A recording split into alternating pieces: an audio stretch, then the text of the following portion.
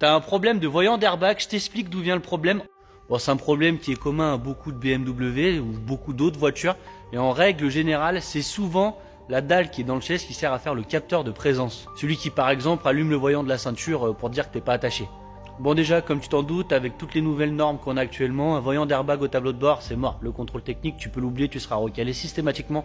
Sauf si tu glisses des billets aux yeux du contrôleur, mais en général, ça passe pas, ce qui est parfaitement normal parce que c'est un organe de sécurité. Et là, tu te dis merde, comment je vais faire pour passer au contrôle technique? C'est pas grave. Déjà, dans un premier temps, il faut essayer de diagnostiquer d'où vient la panne en passant une valise, par exemple. Ça te permettra de dire si ça vient de l'airbag du volant, l'airbag passager, le contacteur de siège qui est souvent le problème sur le 46, un montant d'airbag pour le pare-brise, un airbag de portière, peu importe. Ça te permettra de cibler ta panne.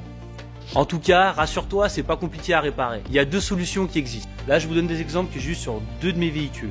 Sur la 206 que j'ai à la maison, ça venait aussi du capteur de présence sur le siège. Il a fallu que je mette un Wago pour supprimer la fiche. C'était un défaut de contact et j'ai pas eu de problème. Sur la E46, il y a deux solutions. Soit tu viens souder une résistance sur la prise cache au siège, soit tu achètes des petits détrompeurs qui existent sur internet, ça va entre 2 et 10 balles, et ça te permet de supprimer ce défaut après avoir fait un passage à la valise. Tu verras sur le 46, c'est simple, sous ton siège il y a une espèce de petite prise noire avec 2 fils ou 3 fils et l'intérieur il est vert. Et bah là tu achètes un petit détrompeur qui vient se mettre dedans et après tu n'auras plus de problème.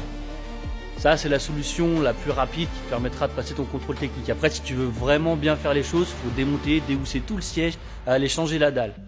J'espère que ça t'aura un petit peu aidé, je te laisse t'abonner, mettre un like, ça coûte rien et je te dis à bientôt.